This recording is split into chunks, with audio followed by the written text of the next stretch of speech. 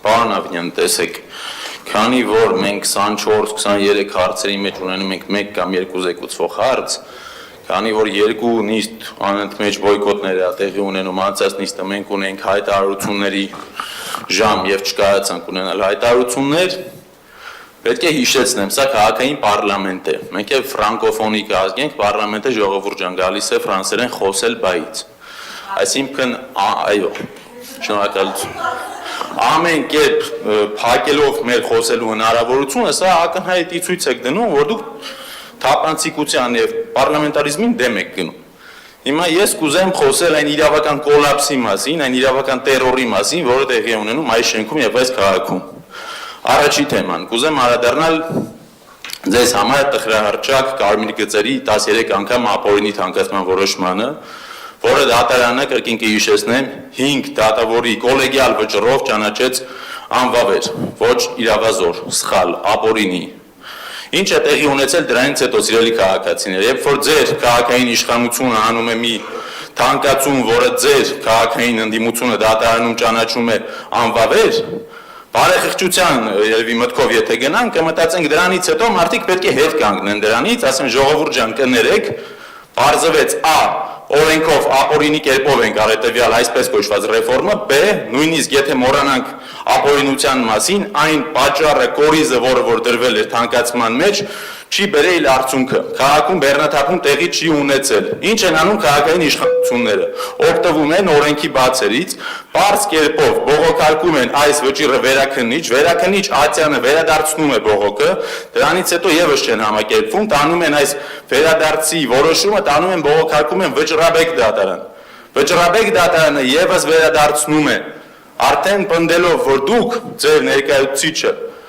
իրավասու չէ ներկայացնել Երևանի ավականին դատարանում առհասարակ, սա արդեն երրորդ նախադեպն է, որ ձեր ներկայացուցիչը քաղաքապետարանի, որը գալիս է ներկայանում է իբրև ավականու իրավական ներկայացուցիչ,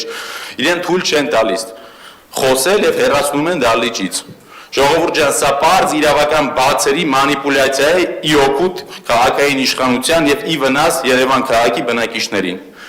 Երկրորդ թեման՝ տրանսպորտ։ Պարոն Հակոբյան, ամենայն հարգանքով մի թեման տենց ամբողջը թողեցի հարցին չվերաբերող ձեր ելույթը ունենաք։ Հարցին վերաբերող բան ունեք ասելու, որպեսզի խտրական չլինի նաև մյուս անդամների նկատմամբ։ Տեսեք, իմ կարծիքով դուք շատ խտրական եք, որովհետև երբ որ ելույթը առաջի անգամը չէ եւ կարծես ունենք ինչ-որ կոնսենսուս, որ քանի որ զեկուցվող չզեկուցվողը sense բլոկ է կարել, գոնե այս ձևաչափով խոսում ենք, երբ ձեր կոալիցիայի ներկայացուցիչներն են խոսում ոչ թեմային վերաբերվող չեք ընդհատում, երբ մենք ենք խոսում ընդհատում ենք, սա արդար Պարոն Հակոբյան, հենց նոր մեր կոալիցիայի ներկայացուցչին խնդրեցի այսօր եմ այս, որովհետև անընդհատ ոնց որ մենք զարգացնում ենք այս ձևաչափը, բայց այնուամենայնիվ, եթե մենք օրինակ կանոնակարգը պահեինք, հարգելի գործընկերներ, վստահաբար շատ ավելի շատ հարցեր կկարողանայինք զեկուցենք, քննարկենք մանրամասն, որպեսզի հանրությունը տեղեկանար, բայց քանի որ անընդհատ ու անընդմեջ մենք թեմայից շեղվում ենք, որը ըստ կանոնակարգի չպետք է անենք, պարոն Հակոբյան, ստիպված այս իրավիճակը ունենք։ Հիմա եթե մենք այս սահմանները նորից ընդունենք, պարոն Հակոբյան ջան, մենք կվերադառնանք ավելի շատ հարցեր ըստ էության եւ ըստ բովանդակության քննարկելու։ Ես այս թեմայի շուրջ, ես ասում եմ, իմ համար կան առավելություններ եւ ավելի կարեւոր թեմաներ, ես Մայր Հայաստան խմբակցության իրավական հարցերով ներկայացուցիչն եմ, տեղի էլ ունեցել 3 գործավարական նիստ, որի ընթացքում ժողովուրդ ջան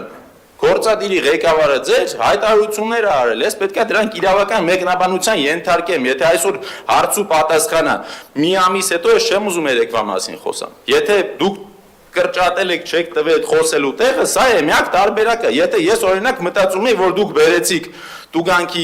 նախագիծը, որը ապօրինաբար ԱԺ կանոնակարգի դեմ մուտք արվեց օրակարգ հետո հանվեց, դրանից հետո մյուս քառորյա չմտավ, ես մտածեցի արել եք նահանջի քայլ, որը ողջունելի էր, սակայն երեկվա ձեր գործավարական նիստի ժամանակ դուք ասացիք, որ պետք է ձեր գոլեգաներին ԱԺ-ի արագացնել։ Հիմա ես տեղեկել եմ ասել ձեզ միջազգային որոշումներ եւ նորմեր, որոնք ցույց են տալի, որ ձեր ասած ապօրինություն է, ժողովուրդ ջան, տեսեք, ես կարծում եմ վարողը պետք է նիստի ժամանակ բոլորին պարտադրի մնան կոռեկտության սահմաններում, չլինի բարձր տոնայնություն, չլինի վիրավորանք, բայց երբ խոսքը գնում է քաղաքային առաջնային մանդատ ունեցող մարդը խոսում է քաղաքային խնդրից եւ օրինականությունից եւ իրավունքից, դա ընդհատելը, դա ապօրինություն է ինքն իրենով։